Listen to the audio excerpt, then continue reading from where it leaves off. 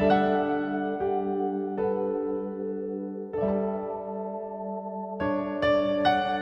Bapak Ibu yang terkasih.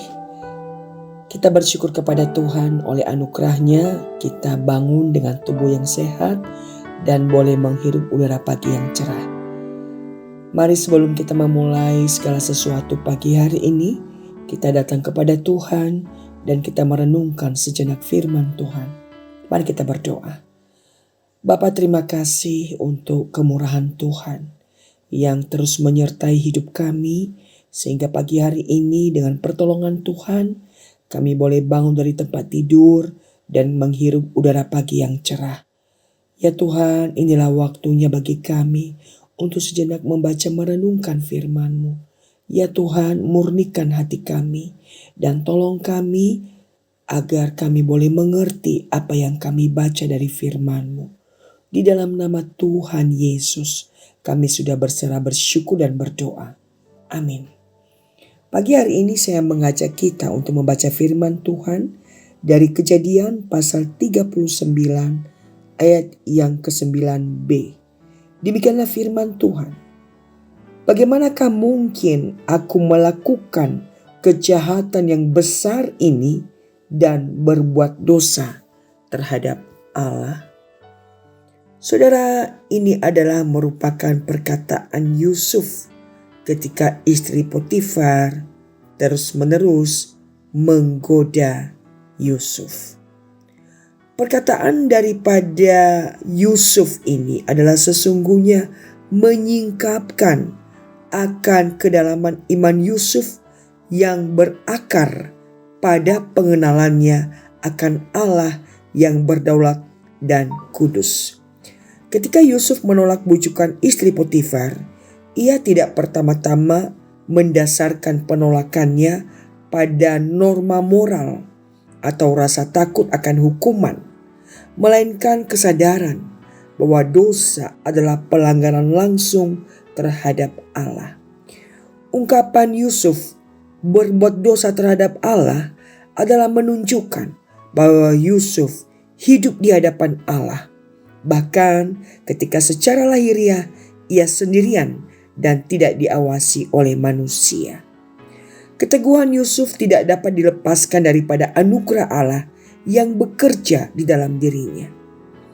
Teks ini sebelumnya menegaskan bahwa Tuhan menyertai Yusuf dan membuat segala yang dikerjakannya berhasil. Penyertaan Allah itu bukan hanya terlibat di dalam keberhasilan Yusuf secara lahiriah, tapi juga terutama di dalam pemeliharaan rohani yang telah memampukan Yusuf untuk menolak dosa. Ketidakjatuhan Yusuf bukanlah hasil kekuatan moral manusia semata, melainkan buah dari hati yang telah dibentuk oleh kasih karunia Allah yang mengekang dosa dan menumbuhkan rasa takut akan Tuhan di dalam diri Yusuf. Saudara, renungan ini mengajak kita menyadari bahwa kehidupan orang percaya bukan ditentukan oleh situasi, oleh status, atau tekanan sekitar, melainkan oleh relasi dengan Allah yang hidup. Ayat ini menegaskan bahwa ketaatan sejati itu lahir dari hati yang telah diperbaharui oleh anugerah, sehingga kemuliaan itu kembali kepada Allah, bukan kepada manusia. Seperti Yusuf, orang percaya dipanggil dan termasuk kita untuk hidup setia, bukan agar dipandang benar oleh dunia, tetapi karena hidupnya berada di bawah kedaulatan dan kekudusan Allah yang patut kita hormati dan kita taati. Kiranya kita boleh menolak dosa, karena kita tahu itu adalah pelanggaran.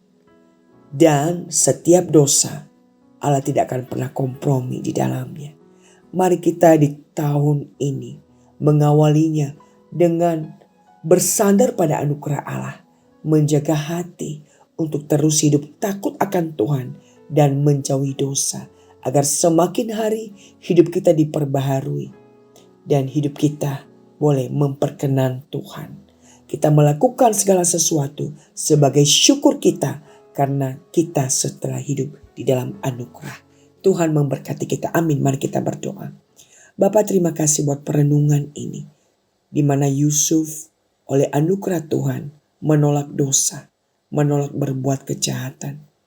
Tuhan, mampukan kami agar di tahun ini hidup kami lebih baik dari tahun kemarin, terutama di dalam pertumbuhan rohani kami, agar kami boleh bertumbuh menjadi orang yang takut akan Tuhan, yang terus-menerus dibarui oleh anugerah Tuhan, agar hidup kami semakin lebih baik, semakin memperkenan Tuhan, dan berbuah bagi Tuhan.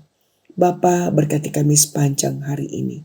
Dalam setiap aktivitas kami, mohon Tuhan memimpin, dan kami boleh melakukan semua itu dengan rasa takut akan Tuhan. Terima kasih Bapa.